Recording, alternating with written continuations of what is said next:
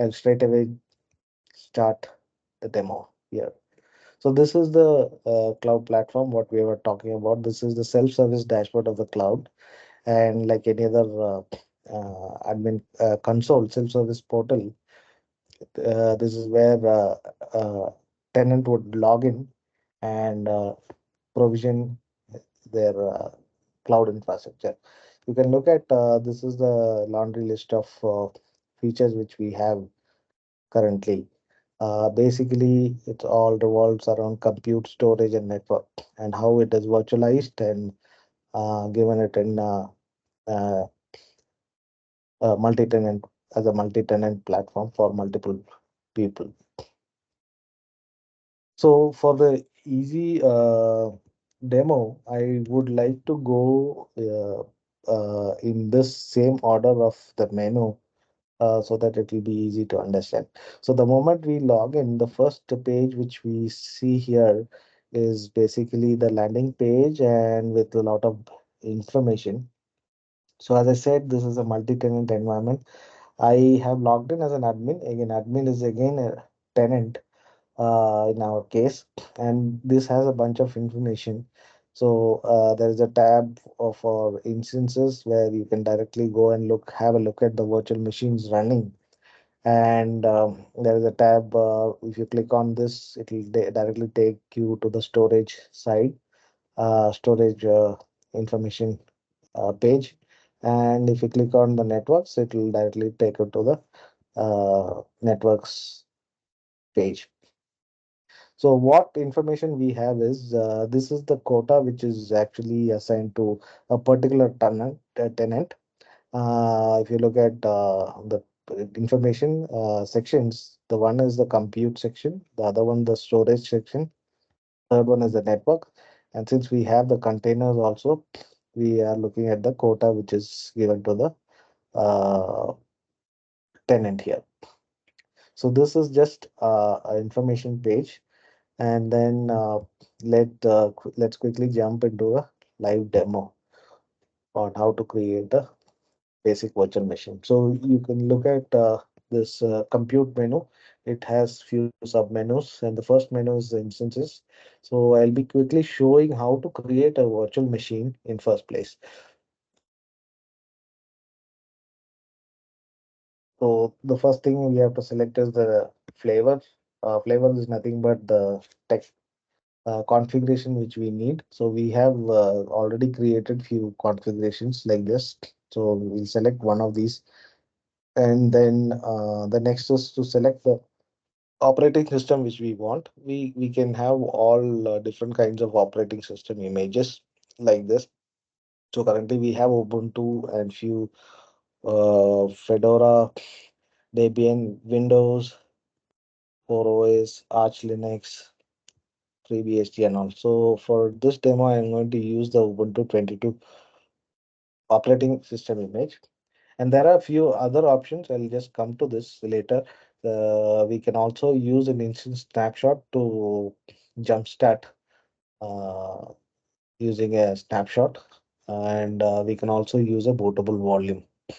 So currently I'm just selecting an image, OS image, which is already there.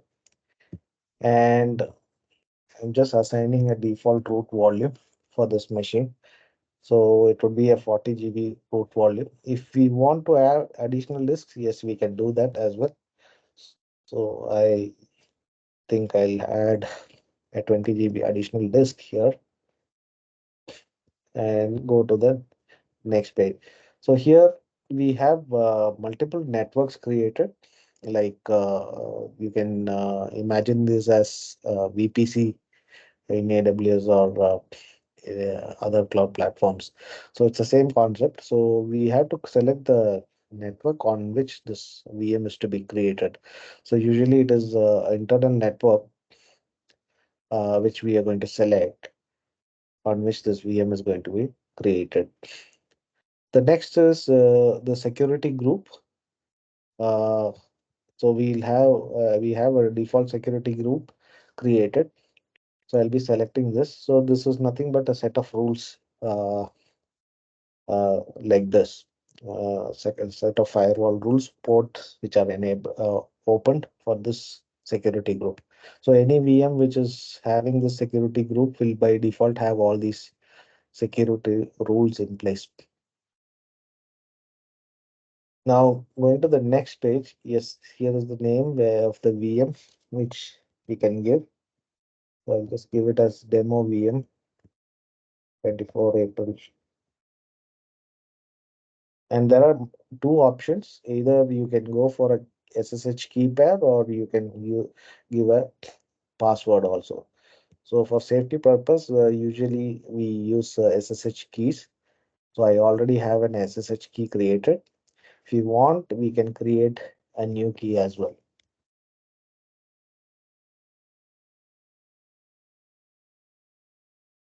So this is how we create a,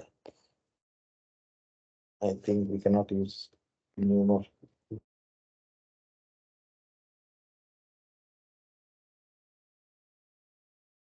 So I'm just creating a new key which got downloaded automatically.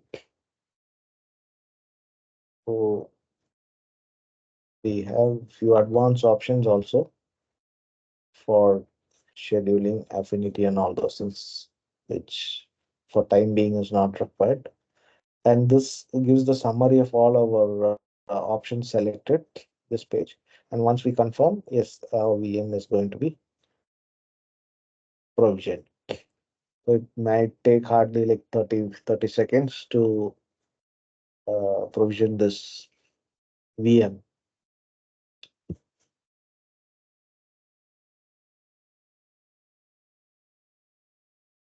Meanwhile, I just show you the console of another VM which was already created.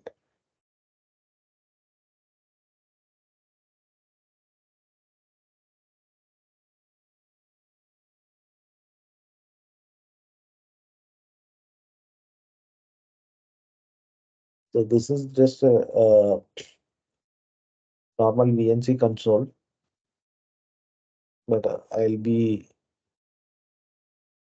doing an SSH using a SSH client instead.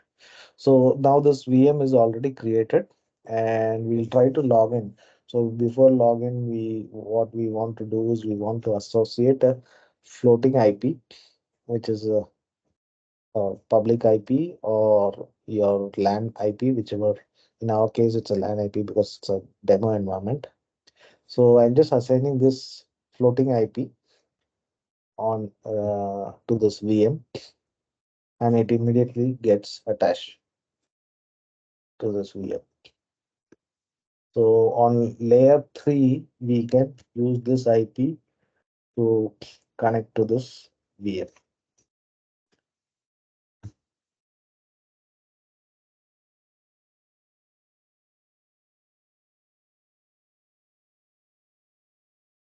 So I'll just change the permission of the downloaded key,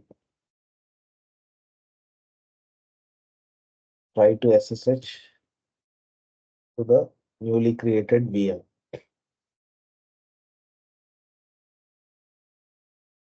So the default username will be Kubuntu, and I'm giving this IP for connecting.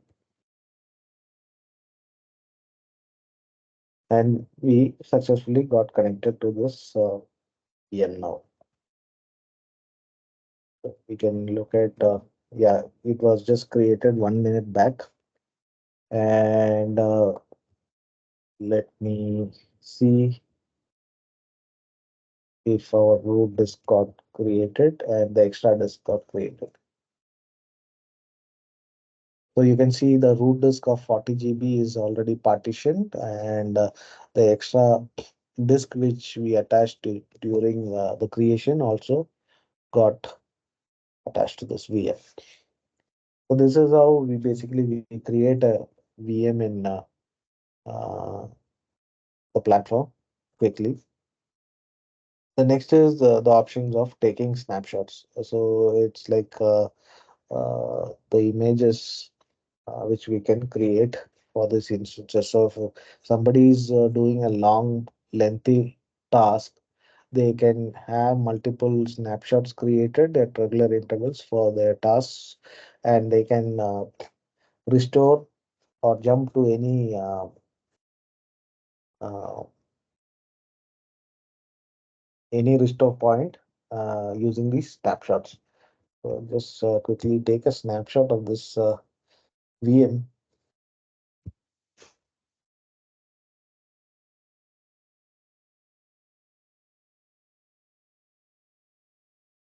I'll just give it a name like demo VM snapshot,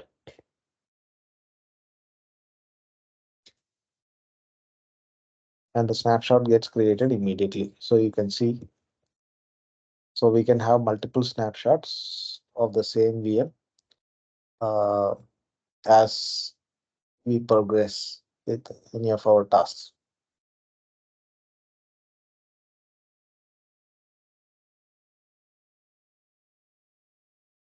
Snapshot 2, and creating another snapshot. So you have multiple snapshots of the same VM, and the same VMs. I mean, snapshots can be used to create a instance also. So that option is also there.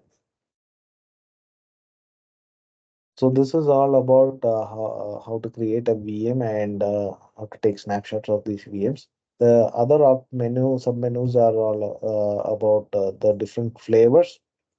Uh, if you look at these are the configurations we have, predetermined configurations we have created. So this is also a flexible part where we can create as many number of configurations as required. So since this is a tenant perspective, tenant can decide on what kind of uh, configurations they want. Usually that is not recommended. Usually it is done from an admin account. And when we talk about heterogeneous computing here, if we are having GPUs, we are providing vGPUs or PCI pass through.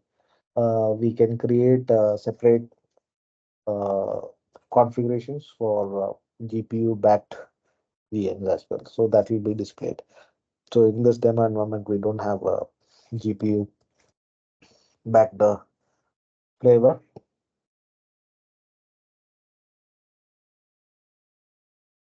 And these are the operating system images we have at the moment in the demo environment. We can have all custom images created based on our requirement, and that can be given to the customers as well. So this is all about the SSH keys. The next part is the volumes. So if you look at this volume, this volume was actually attached to the new VM which we created just few minutes back. So we can always create additional volumes and attach it to. So for example, this is an 80 GB volume. If we want to attach it to an instance, we can always attach it to an instance since that is a free volume of 80 GB. So once you decide to attach, it will ask which VM you want to attach. So if we select this VM, I'll just go back and see. You can see there is no 8 GB, there is 120 GB extra disk and nothing else. Let's see what happens after attaching the disk. So I've attached this 80 GB disk to the new VM, and it got attached to this VM. So now let's see if it dynamically is reflecting it. Okay, so here you can see that 80 GB attached. It was a volume which was already created. I think it already had few partitions, so that is showing up. If you want to create a new volume and attach, yes, we can do that as well. So here, let me create a 100 GB volume. I'll name it as demo volume. Immediately it gets created. So now it is available for attach. So again, I'm attaching it to the same VM. Let's see if that is also getting shown there. So you can see another disk got attached of 100 GB. So this is how we can create new volumes, attach or even detach if it is required, or attach it to any VMs which is running. Similarly, for volumes also, we have a snapshots option and a volume backup option. So if you take a volume backup, usually we have two options: incremental backup and full backup. So if it is a full backup, it takes a split image of the volume, and if it is an incremental backup, it will take split image of the volume first, and then it will start incrementally backing up the same volume. So this is the backup mechanism we have. So demo volume backup.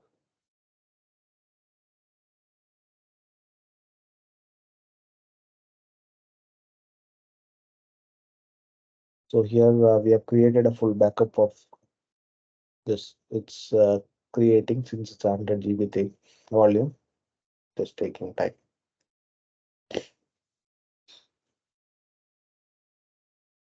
So this is the storage part of it.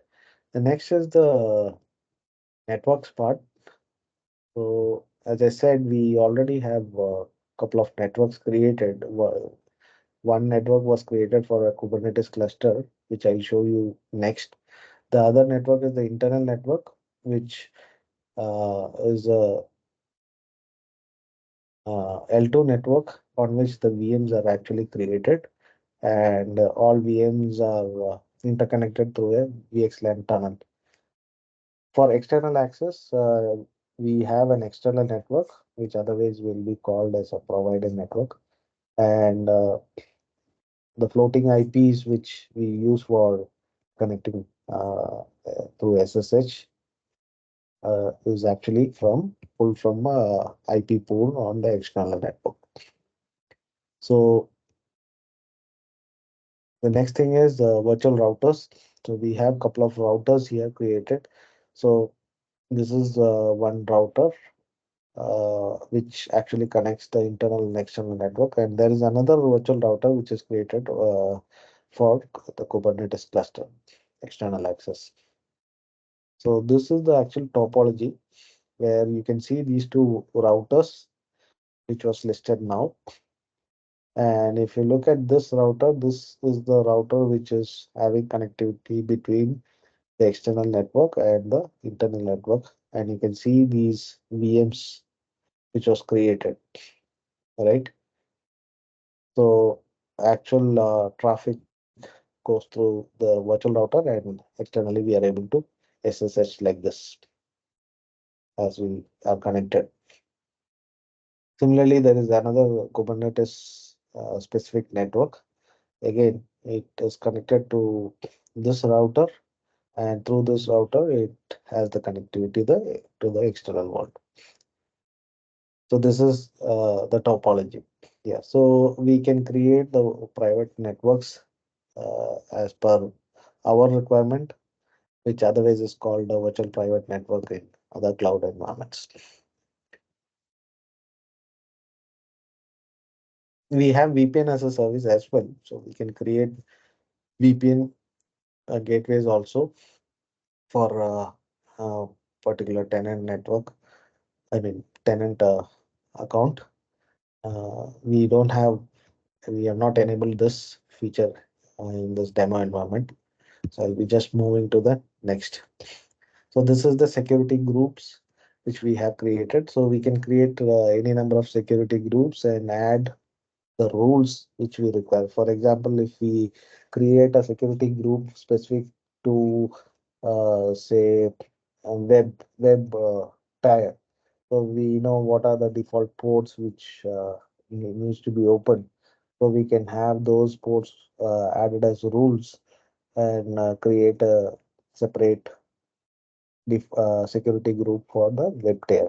Similarly, we can do it for any other specific use case. The next is the orchestration part, which we can otherwise call it as infrastructure as a code.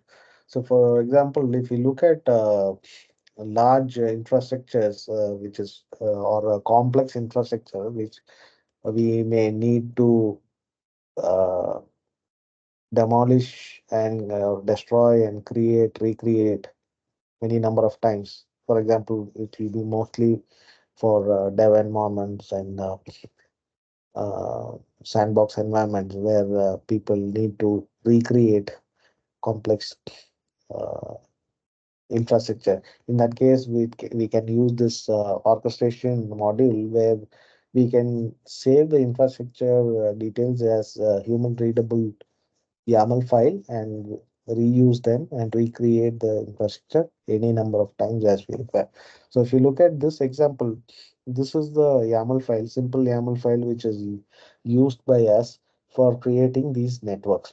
So basically, we need not create those networks by going through these menus, network menu, and say clicking on create network and then giving the option and all those things.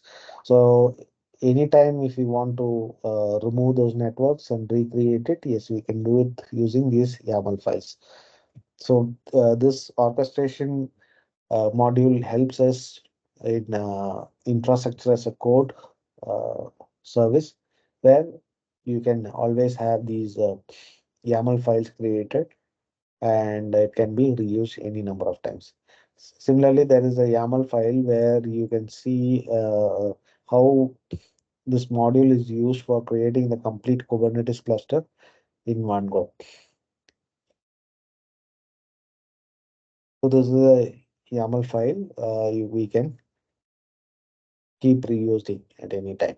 So basically, this module is all about infrastructure as a code and human readable YAML files, which can be used in a for quick provisioning of mostly it is suitable for very complex uh, tech stack which the customer may have. So the next module which we have is the database module, database as a service module. So if you look at our database as a service model, if we module, we can create any number of databases. Mostly we are talking about open source databases. So if it is a proprietary database, we have to make sure we check with the vendor, say for example Oracle or IBM DB2 or any other RDBMS vendor. Probably we have to check with them if they provide the support. But for an open source database, probably it's a no-brainer. So we can always create a database instance. It's equivalent to RDS in AWS, which is a database as a service in Amazon. So I'm just trying to create a new database. So currently we have MariaDB and PostgreSQL. Uh, so let me just show you how to create a database.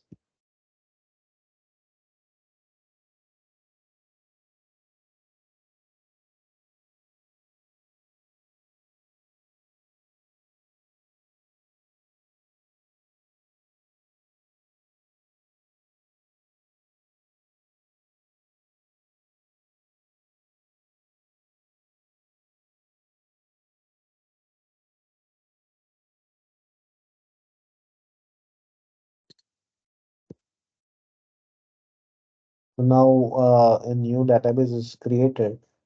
It is actually in the build stage. Let's wait for it to start.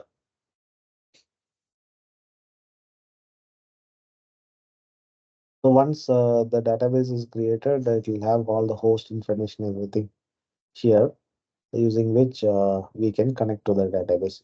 Usually, it is not. Usually, the database IP is not exposed, so it will just have the private IP created on the private network.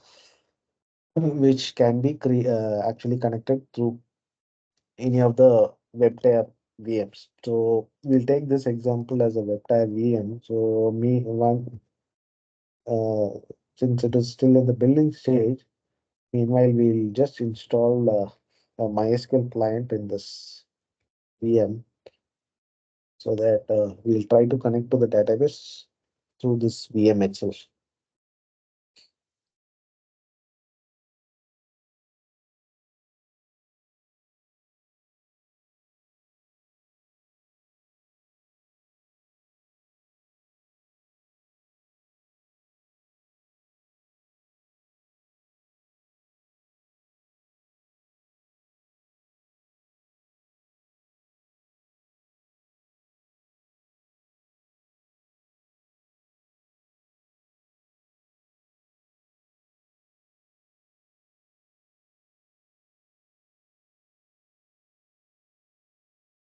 Okay, now in this VM we have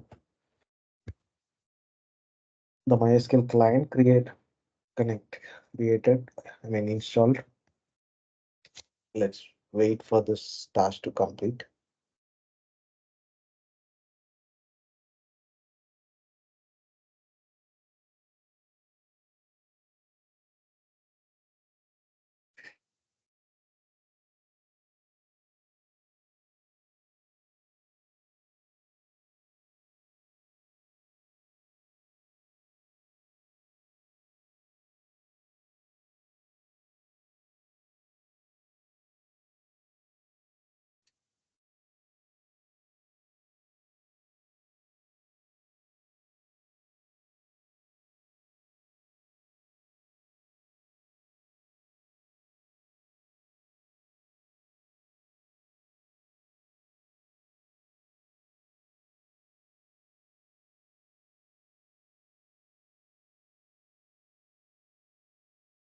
Anybody has any questions so far? I think I can take some questions as it is still building the database.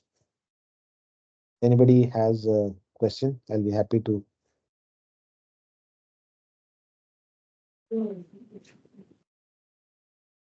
I have a question. Does the system support HA type functionality, You mean for high availability? high availability, disaster recovery, that kind of things? Yeah. Yes, for high availability, yes, we have another service which can be added, which will provide high availability. So, but when we talk about high availability, on we can build high availability on multiple layers, right? So, Hmm. are you talking about the high availability on the cloud side itself as a site or at a VM level? Both actually. Okay, at VM level, yes, we can have high availability created, but Hmm. again, it depends on what application you're running, right? Of course, yeah.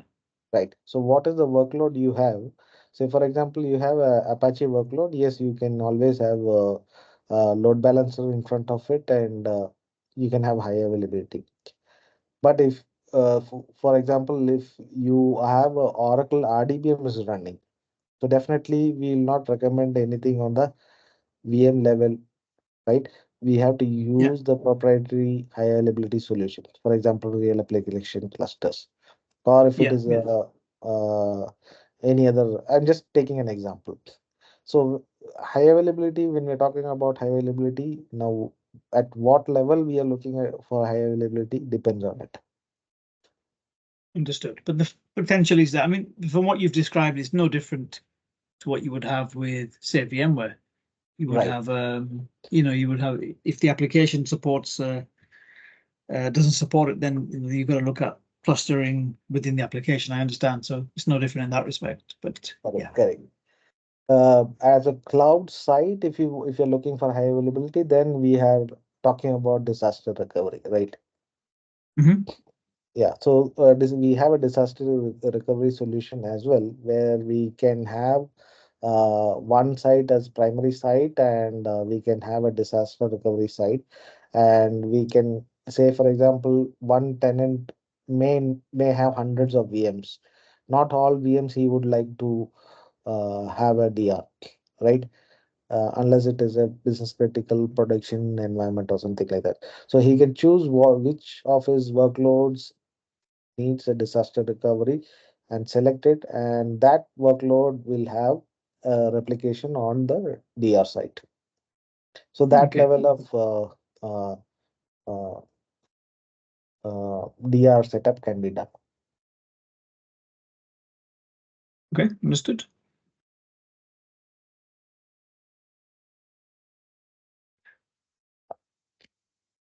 I guess one more question is more nothing Yeah, to do with the technical, but more to do with licensing and how does the licensing work? yeah.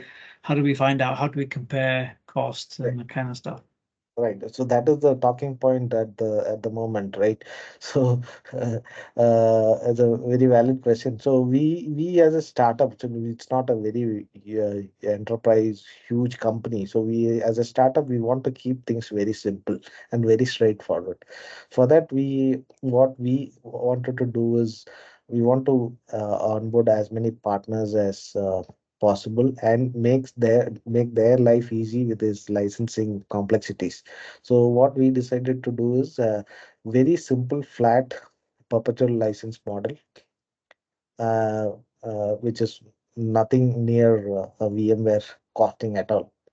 So it's something perpetual licensing is what we are going with instead of subscription, and a very simple plain licensing model. Okay. And can I find that information on your website or?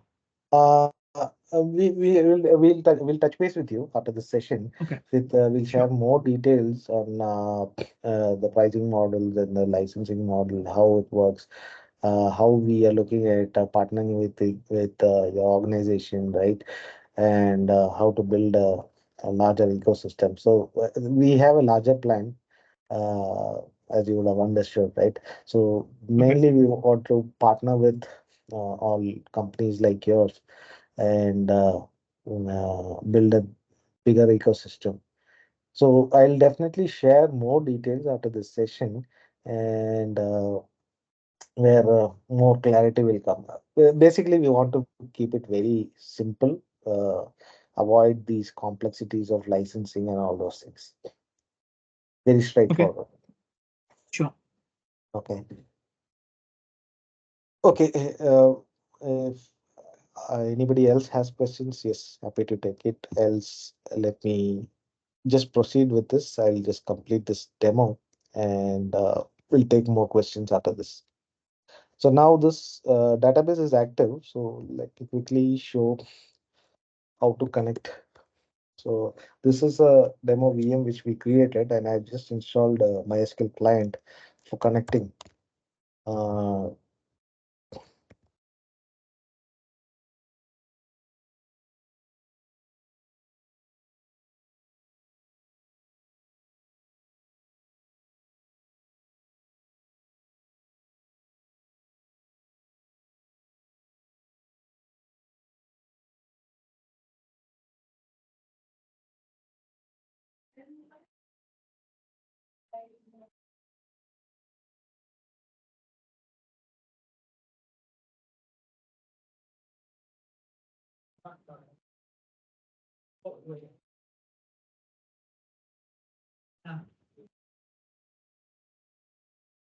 got the password what I provide.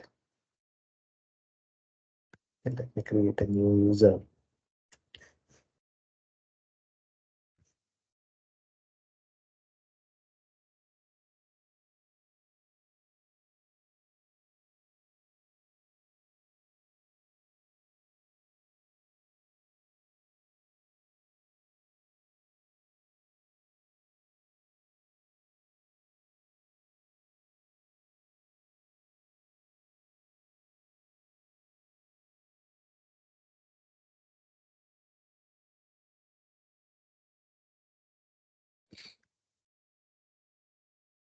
Just created a new user.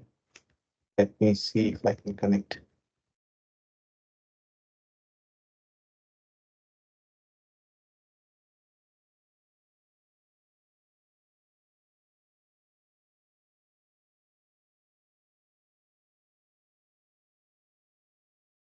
Because,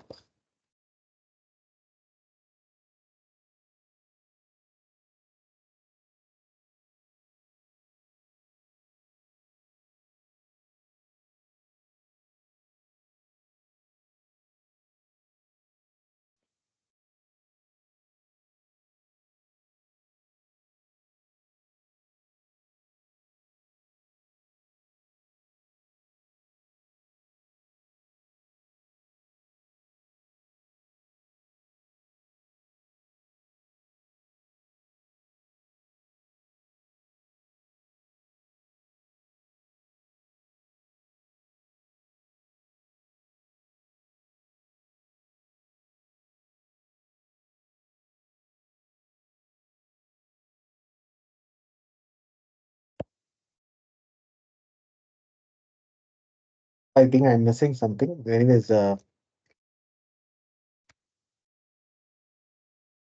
not able to recollect what went wrong.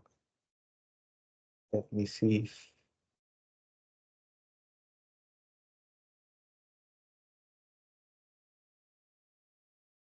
okay, let me check if the port is added. So default port is 3306. Maybe that is the reason it's not allowing it.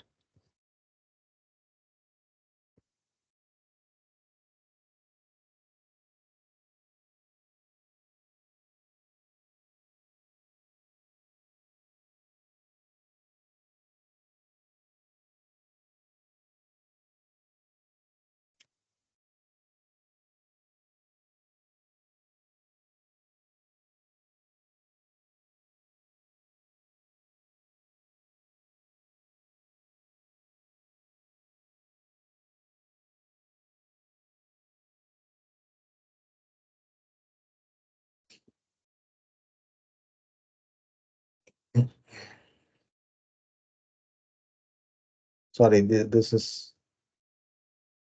what happened when we usually do a live demo. Sorry, so I'm missing something. Otherwise, usually it logs in. I'm not able to recollect if something extra has to be done. So this is database as a service where we can create all database instances as we require. As I said, at the moment we have only MariaDB and sorry, MySQL and Postgres. We can have other databases as well in this service.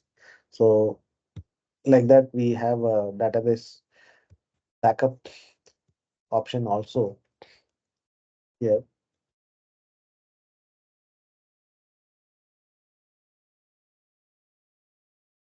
It will take the whole backup of the database. Again, this is some other technical glitch. So just moving forward to the next option, which is container as a service. If you look at container as a service, there are multiple options which we give. This is a container platform which is created on the VMs. So same, there is another option where the Kubernetes clusters can be created on the bare metal. So two different ways of deployment. So in this case, what we are seeing is a cluster which will be created on the VMs. So if you look at usually cluster creation takes almost like 10-15 minutes usually at the demo time. So we already have a cluster running on based on this cluster template. So if you look at the cluster details, this is the complete Kubernetes cluster which has one master node and three worker nodes, and the API URL, the master node address, and the worker node address, everything, all details are here. So just look at this IP 217.164.156 and 203. You can see those instances running here, right? 164.293.156 and 217 is the master node. You can see this is the master node. So basically, I'll just show you how to connect to this master node and see what are the uh, pods running. So I'll just exit from this demo VM and I'll just connect to the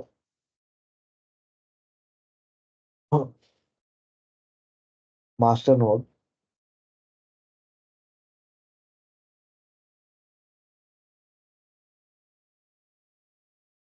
So I'm now connected to this master node. You can see the same code 6MXSI, whatever. Six. So this is the node which we are connected to. And I'm just switching the user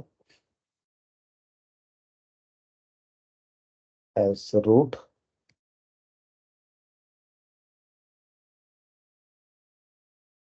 So if we see, we have one master node and these worker nodes created.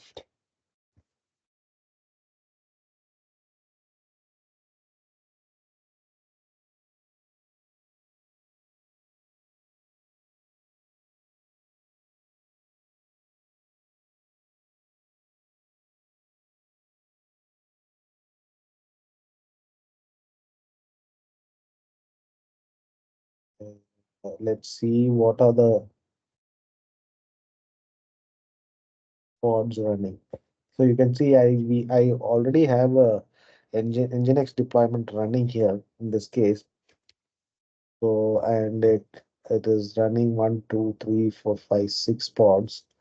So we can easily scale the number of pods using the command. So like this number of replicas. So I can make it to 15.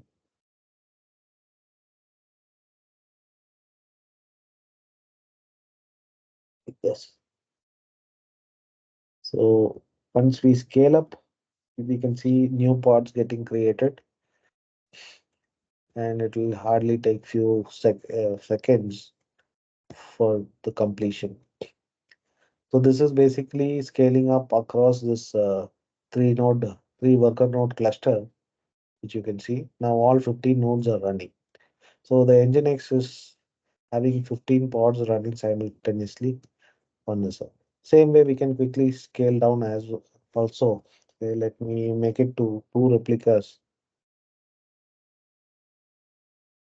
You can see other most of these pods getting terminated, and it will be reduced to only 2. Okay, my deployment has minimum 4 pods, so it is not reducing to anything less than 4.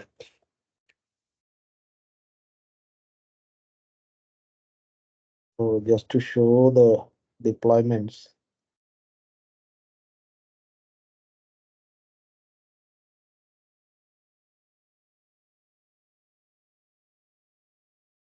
so I have an Nginx deployment like this, and let me show you the services running.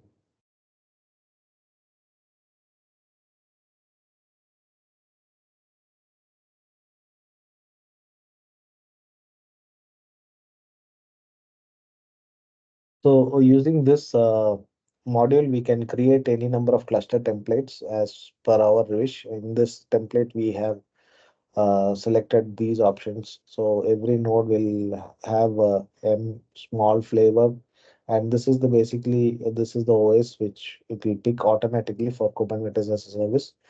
And we can see how many worker nodes and master nodes we need in the cluster, and based on this template, our cluster is created. So this is also a configurable thing, and we can have any deployments done on this same cluster. So these are all our features. We have many other features as well for as load balancer as a service and all those things, and but it is subject to like uh, based on requirement we can add all those services as well.